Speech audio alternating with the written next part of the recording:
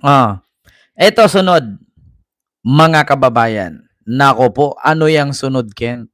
Eto na, mga kababayan, yung sunod nating pag-uusapan ay patungkol po ito, mga kababayan, kay Sara Duterte.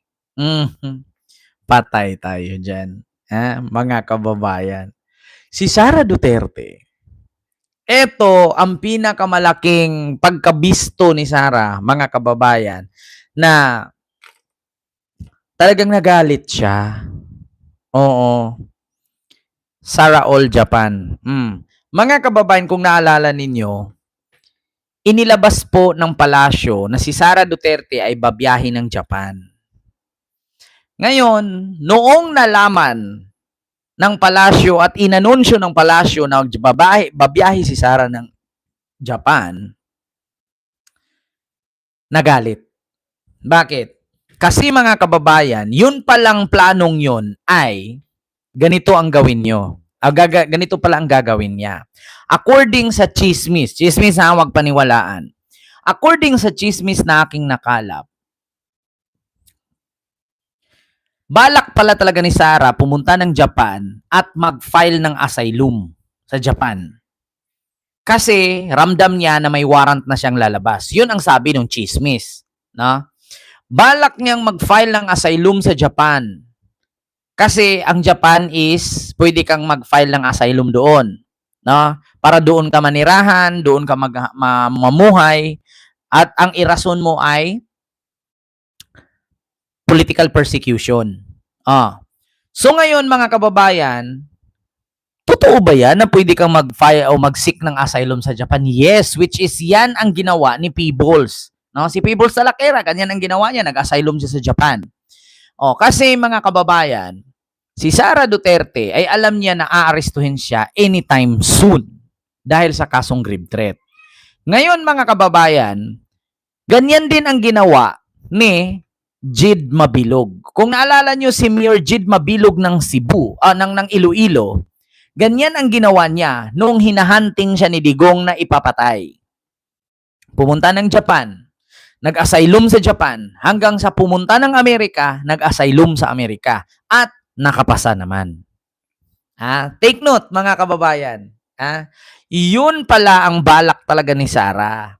Ang nangyari, mga kababayan, ni Sara Bangag ay ganito po. Inanunsyo kasi ng palasyo na may travel siya. So ngayon, syempre, nagalit si Sara. So ang ginawa ni Sara ngayon, dahil nabisto na siya'y tatakas, ang ginawa niya ay hinamon ngayon ang palasyo. Bakit daw pag siya ay lumakad or may travel, pinapaalam? Bakit daw pag ang palasyo may lakad, hindi daw sinasabi? So, china-challenge ngayon ni Sara ang palasyo. Ito po, mga kababayan. Naku po, patay tayo dyan. May balak palang tumakas. Mga kababayan. May balak na tumakas. Sa ibang matter naman po, no, dun sa travel authority ni Vice President Sara Duterte na na-cancel. May we just clarify the timeline kung kailan po siya nag-apply for travel authority at kailan po niya ito kinancel? Ang nakita ko po na dokumento at naipasa ko sa inyo, na ibigay ang travel authority August 17. August 17, 12:41 PM natanggap ng DepEd ang patungkol sa, ng OVP. Natanggap ng OVP na yung travel authority na ibinigay sa kanya. At nung pinakancel niya ito, natanggap po ng team na pinapakancel niya po ang travel authority 6:07 PM. So, sa ating pagkakaalam, nagkaroon na ng balita na mayroong travel authority at kayo po ang mga witness ko at inalam niyo naman po sa akin kung ito ay confirmed. Wala pong lumabas na balita mula sa amin. tinanong nyo lamang kung confirmed po ang travel authority ng Vice Presidente at bilang tugon ay sinabi namin confirmed. So una po nyo nalaman yung tungkol sa travel authority at i-confirm lang namin. At na-confirm ko nga po mga bandang alas 6 ng gabi. Pero mas minauna po yata ang nakapag-confirm na bago ako. Sunod na tanong mo lang. Maliban po dyan. Ayan, okay na no? Pati yung kung kailan kinancel. Okay. Okay, sunod, Maricel Alili, TV5.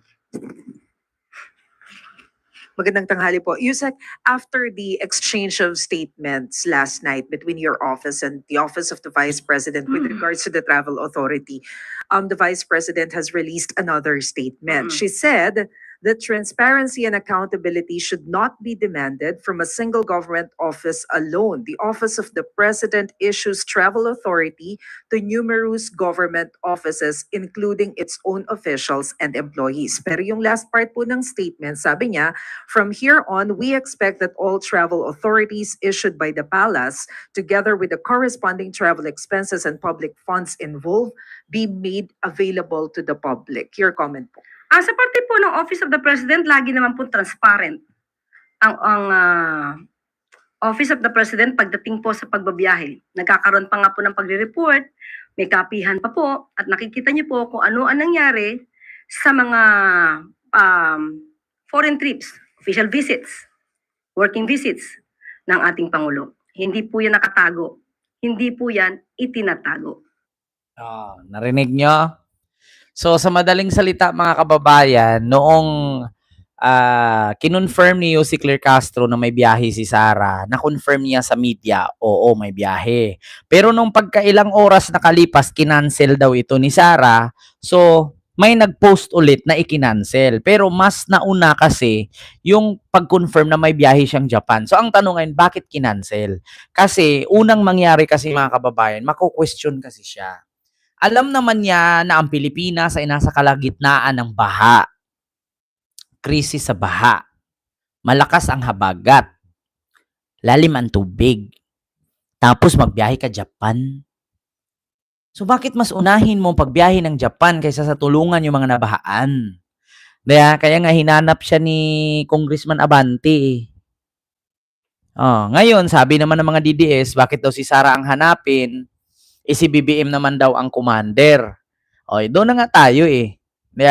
Si BBM ang commander, under of command si Sara. So hindi porkit si BBM ang commander, si BBM ang gagawa. So ano bang gagawin ng commander? Ang command ng commander is utusan ang mga under niya na tulungan ang mga nabahaan. So bakit si BBM ang sisihin? Sino ba si Sara? Under ni BBM or ahead kay BBM? Di ba? Under siya. Pangalawa, mga kababayan, ang rason, mabubudyak si Sara dyan. Bakit? Bakit siya pupunta ng Japan? Tatakas ba siya? Ganun kasi ang tanong. Either tatakas or either maglakwat siya sa kalagitnaan ng baha. Masisira siya eh. Kaya kinancel. Pero according sa chismis, tatakas daw. Hindi natin alam, chismis nga. Alam nyo na, mga kababayan, kaya medyo mahirap, no? Mahirap yung mga ganyan na bagay, yung mga ganyang ginagawa. Ano yan eh, sabi nga ni Pulongski Iyotman, ano daw? Yan daw ang mga mindset ng mga military. Ganun ba yun? Military mindset or may three-ring mindset? Military ring? Sabi, that's the mindset of the military troops.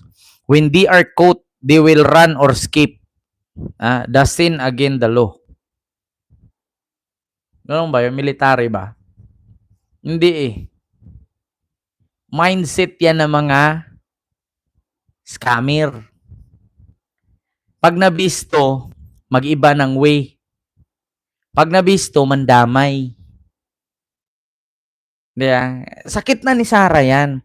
Pag nabisto siya or napuna siya, ang gagawin niya, Ang gagawin ni Sara, mangdamay siya. Katulad niya, nabisto siya, na lagi siyang travel. Ngayon, ang gusto niya para hindi siya mapahiya, idadamay niya. Bakit yung presidente hindi niyo pinapaalam? Sino bang hindi nakakalam na laging open naman yan kung saan pupunta ang presidente? Nalalaman naman yan.